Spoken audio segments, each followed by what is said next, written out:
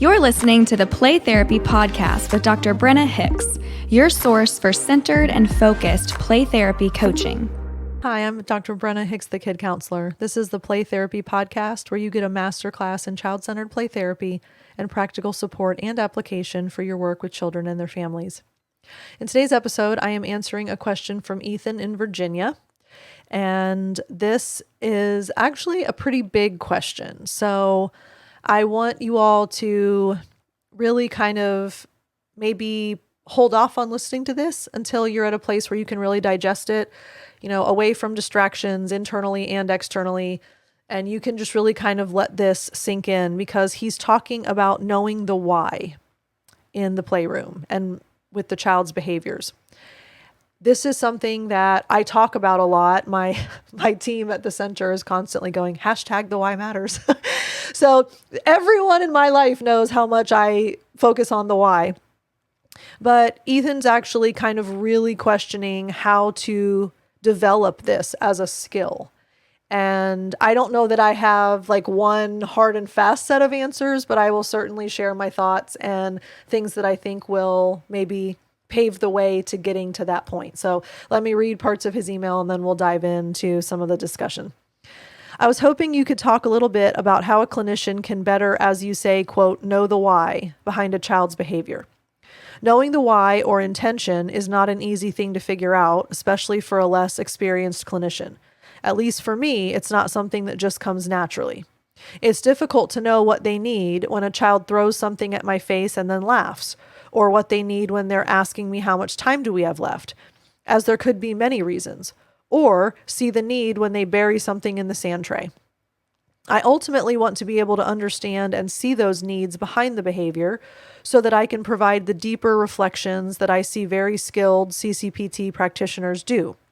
I've heard beautiful examples of therapists do this, especially experienced ones, but I was hoping to know if there was a particular way to know the why or develop one's ability to be more proficient in understanding the why behind a child's play behavior, rather than it just being something that comes from years of experience. So Ethan, thank you so much. I think this is a really helpful thing to dive into. And again, I don't know that this is a comprehensive one-stop shop kind of answer, but I do want to kind of give some broad picture thoughts about this issue. So yes, 100% knowing the why is important. However, there is research that has proven that even when you don't speak the same language as a child in a playroom, play therapy still works. Even when a child doesn't speak to you the entire time in the playroom, play therapy still works. Even when the child sits with their back to you and ignores you for 20 weeks straight, play therapy still works.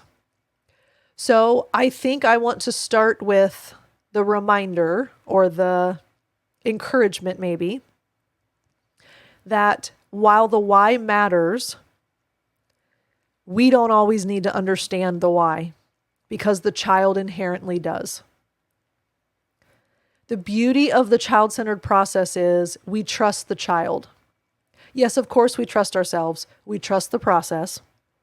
However, we trust the child. So if the child is doing something, either consciously or subconsciously, they need to do it, and there's a why there. So even if we don't understand the why, and we use a reflective response, it allows the child to process what they need to. So we may not fully understand why a child is playing a certain way, or what significance that play has for the child. Dr. Landreth mentions that sometimes we never understand what's going on. We don't need to, as long as we use the child-centered play therapy skills and communicate back to the child a reflective response. So let me go through your examples, Ethan, that you gave. So the first, it's difficult to know what they need when a child throws something at my face and then laughs. Okay, so we can track behavior. We can reflect an emotion, or we can give a narrative commentary about what happened. And even if we don't understand the why, all of those responses are therapeutically valuable, and they will help the child eventually learn to self-control and self-regulate. Why? Because if a child throws something at your head and laughs, that's dysregulated behavior. But we know that one of the 4 universal outcomes of child-centered play therapy is increased regulation. So just by using a reflective response and not knowing the why and not communicating the why back to the child will naturally develop some self-control. Okay, second scenario, what they need when they're asking me how much time do they have left. Okay, there are several reasons that a child could be asking how much time there is left. But in that scenario, you can reflect content, or you can reflect a feeling, or you can provide narrative commentary. In any of those scenarios, the child knows that you're engaged, you're present, and you're fully focused on what their experiences are in that moment. They will naturally sort that out. Final example, they're burying something in the sand tray. Again, several reasons that children bury things. So you're going to track behavior, or you're going to reflect a feeling, if one is evident, or you're going to provide narrative commentary. And again, whether consciously or subconsciously the child knows why they're burying things, it will naturally allow them to process whatever's going on until they no longer need to bury things. So I think what I'm trying to hit home here is that when we don't know the why, we always have an option to respond therapeutically appropriately. But your question specifically, is there a particular way to know the why or develop one's ability to more proficiently understand the why behind a child's play behavior? Okay, here are my thoughts on that. Default back to what you already know. Big picture. So, all of us either are in graduate school, if you haven't graduated yet, or you are postgraduate. So you all have been in a graduate program and you've all taken basic counseling courses. I guess in other countries, you don't have to have a counseling background. So I know in Australia, that's not always the case. But for all of us in the States and for most people around the world, if you are doing play therapy, you have had counseling or therapy or social work or psychology or some kind of mental health background in graduate school. Okay. So yes, most of us were not trained in working with kids. Most of us were not trained in play therapy. But that said, we were trained in interpreting interactions with clients. So fall back on big picture awareness of human behavior. What do we know when someone does something and then immediately laughs even though the scenario isn't funny? That's a pretty standard behavior that we see even in adults. People that giggle when they're nervous, for example. We see that behavior. They do something and they're laughing, but they don't actually find anything funny. We can fall back on base knowledge of human behavior. It does not have to be what was going on when that particular child in that moment threw that toy at my face and then laughed. What do we know a person is doing if they do something and then they immediately laugh? They know that what they did was something they shouldn't have done. So they're trying to soften it with the laugh. They're trying to make sure they're not going to get in trouble. They're trying to diffuse the intensity of your reaction. They feel remorse and guilt, but they don't have the courage to say, "Ooh, sorry," so they giggle because they're hoping that that's going to be enough to pacify the situation. You don't have to understand specificity of that moment to understand what's likely driving that behavior in the child.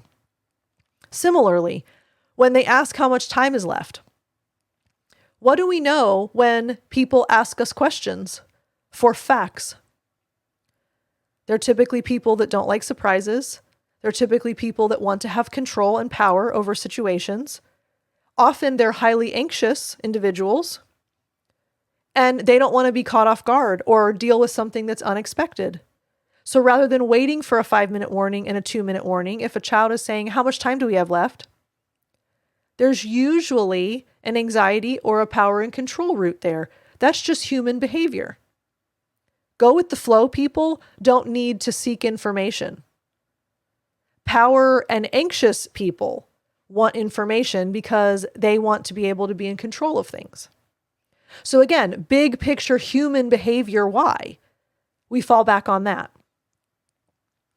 So as far as how you can more proficiently understand the why, I would start with thinking about motives and what we know about traditional emotions and behaviors in humanity as a whole. And then you start to go from there. Another thing that you can do, and this is one of the things we talk about in my coaching program a lot because I watch play session videos every single week with them.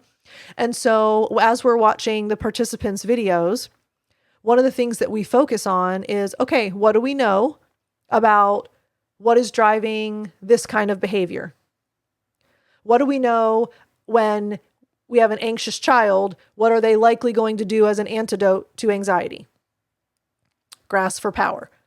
So one of the things you can do that's very helpful is to not think about specific situations, but think about broad picture analysis. So highly anxious people typically want control. Those are a hand-in-hand thing. So if we see huge power and control needs in a playroom, there's often a connection to anxiety. If we see huge levels of anxiety in a playroom, there's often manifestation of power and control grabs. So you start to connect the dots in big picture ways, and then it allows you to pare that down to be very specific with specific kids in specific situations and specific moments in the playroom. So Ethan, I hope that you find that helpful. I hope that that kind of gives you at least a place to start. And you are correct in that it is something that comes from years of experience. So the more you spend time in the playroom, the more you do child-centered play therapy, the more kids you have sessions with, it will naturally be easier and easier to do if you work at it. I think my disclaimer there is it is not something that gets easier just by doing it. For example, like bowling is known that the more you do it, the better you get, even with no coaching, no training, no skills. Just the more you bowl, the better you get. There's a natural increase in skill just by doing it. Figuring out the why in the playroom from a child-centered theoretical model, you don't get better at it just because you're in the playroom. You get better at it because you work at figuring out the why. So if you continue to put in the effort and you continue to connect the dots, it will be very helpful for you as you build that skill. But start big picture and then work your way down to more specificity. I think that's probably the easiest path to being able to figure out the why. All right. I hope that's helpful to all of you. Thank you for hanging out. By the way, if a lot of you have been kind of on the fence about joining the collective, especially Ethan with a question like yours, when we go over play session videos in the collective, when we have Q&A twice a week, these are the moments where you have those aha moments and those insight moments where you start to realize what connects with what. And I really do think that for those of you that maybe have been on the fence or you're really wanting to build up your skills, give the collective a try, ccptcollective.com, and you get a 2-week free trial. I really do think that you all would benefit from that. We have about 110 people in there, and gosh, we have fun. So I would love to see you in there. I think that that is really one of the most consistent ways that you figure stuff like this out is when you're around more experienced veteran CCPTs and you hear them talk and you hear them explain and you watch their videos and you go, oh, okay, I never thought about it like that before. That makes sense. It's just those aha moments that start to put everything in place. So I really do encourage you, if you have kind of been thinking about it, you may want to check the collective out. It's a great place to be. We have so much fun, so much discussion going on, lots of comments from podcast episodes. So if you're my podcast listener, you will be right at home in the collective. So just check that out if you're considering it. Love y'all. Grateful for each and every one of you. If you want to reach out to me, I'd love to hear from you. Brenna at thekidcounselor.com. Send me a question, send me a hello, send me a whatever. Mail me something. I don't care. Whatever. Just surprise me. You know I love y'all. We'll talk again soon. Bye. Thank you for listening to the Play Therapy Podcast with Dr. Brenna Hicks. For more episodes and resources, please go to www.playtherapypodcast.com.